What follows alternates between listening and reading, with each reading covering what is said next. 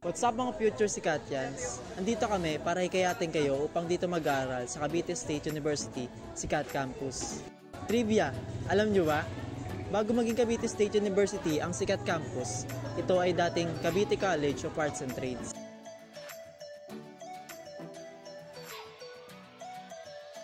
Andito ako para i-look sa inyo ang mga available courses mula sa Industrial Technology. Ano-ano nga ba ang mga available courses sa Industrial Technology? Dito ang Automotive, Drafting, Electrical, Electronics, Mechanical, Refrigeration and Air Conditioning, Stationary Marine, Welding and Fabrication, and Fashion and Apparel Technology. Kaya ano pang inaantay nyo mga future Sikatians? Tara na sa DIT!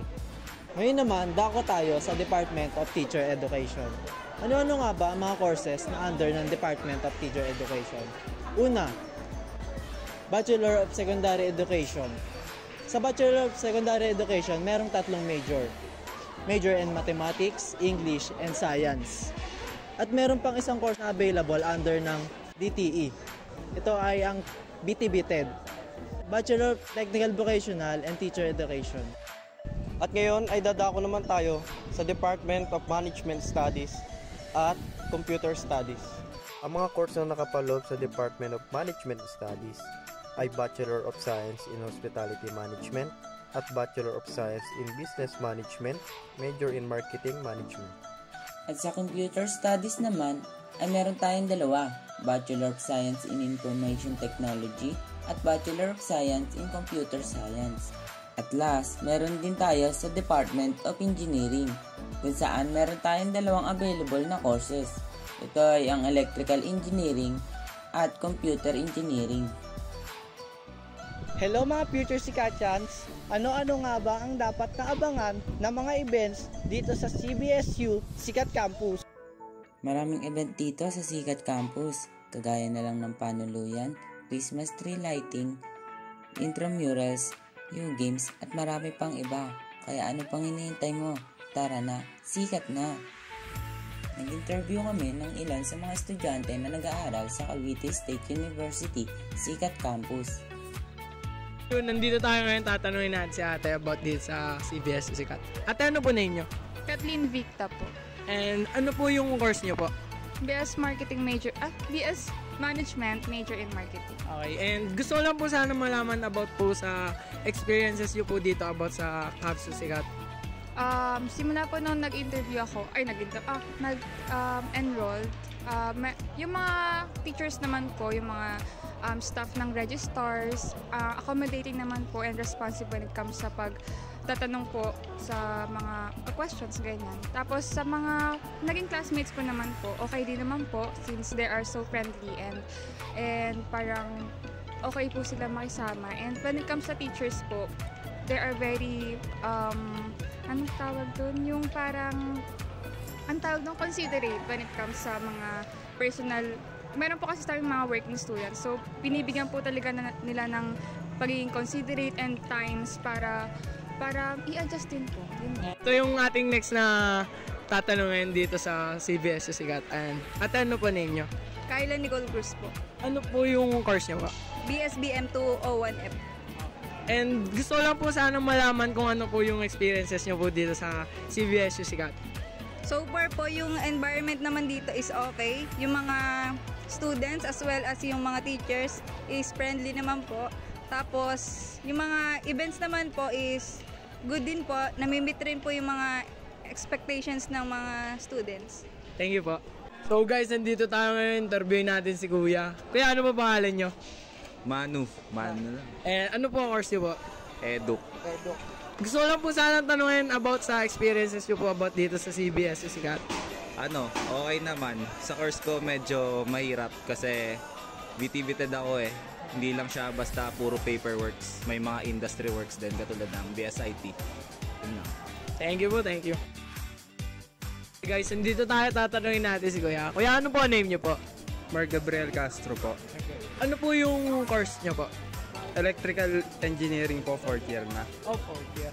Okay, graduating pala si Kuya. And gusto ko lang din malaman, Kuya, about sa experiences niya dito sa CVSU Sikat Campus. Siyempre, unang-una, napakahirap. since yung course sobrang hirap din. Tapos, syempre, since 4th year na ako, marami na akong na-experience sa school na talaga namang makakatulong sa akin para sa future na magiging work ko. Since makakatapos na rin ako, masasabi ko na hindi naging madali yung mga napagdaan ako. Pero, sure naman ako na makakatulong yon para sa akin. Guys, nandito tayo ngayon. Tatanungin natin si ate. Ate, ano ba name nyo? My name is Mayjoy Ralyama. Ano po course nyo? BSIT, drafting. And gusto ko lang malaman and tanungin about sa experiences nyo dito sa CVSU Sikat Campus. Experience ko dito sa CABSU is masaya naman, na-enjoy ko yung pinili kong course, tsaka madami akong natututunan. Dito tayo ngayon, interview natin si Kuya. Kuya, ano po pangalan nyo? Ako nga pala si Roy Tanggihan ng BSIT Automotive. Okay, and tatanungin ko po sana yung about sa experiences nyo dito sa CVSU Sikat. About naman sa experience, all goods naman kasi lahat ng mga policy nila nasusunod naman halos ng mga karamihang mga estudyante. Tapos pagdating sa mga sports, yon mas hinahanap nila yung mga batang kaya makipag-compete sa ibang university tulad na sa Indang, ganun. Tapos ngayon, kakatapos lang ng defense namin, all goods din naman nakaraos. Maganda yung process and magagaling yung mga panelists namin, mga teacher, halos lahat ng teacher. Congratulations ka sa defense niya. And si Kuya naman, tatanungin natin. Kuya, ano po pangalan niyo po?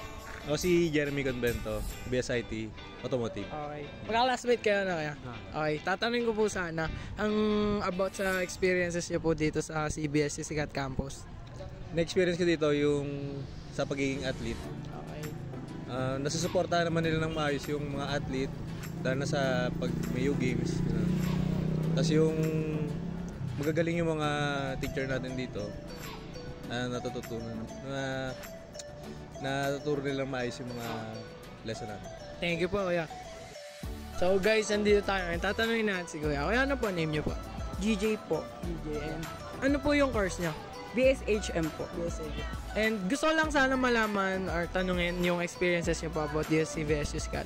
Ayun, ang experience, about po sa experiences, medyo challenging. At the same time po, nagkakaroon po kami ng inspiration para mag-explore and para ma-build up po yung sarili namin through our course po. Okay. And si ate naman, tanungin natin. Ate, ano po name niyo po? Sandra po. Sandra. And magka-classmate kayo? Okay. And tanungin ko sana kung ano yung experiences mo din about sa CVSU Sikat Campus. So, happy naman ako. Hindi naman ako nagsisi na ito ang university na napasukan ko. Yun. Thank you po. And i-interview natin ng isa sa sikat na mga vlogger dito sa ating school. And ano pa ang inyong name? Ako si Ray Angela Pascual, BSIT, graduating. Ano po yung mga experiences nyo po about dito sa CVSU Sikat? Dito ko first time mag-perform sa maraming tao. Yan. Ano pa po? Yan lang. Sa Cavite State University, Sikat Campus, nag-umpisa ang buhay namin bilang isang college student.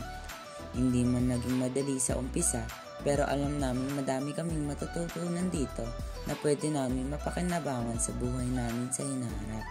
Walang mahirap sa Sikat, basta may pagsisikap.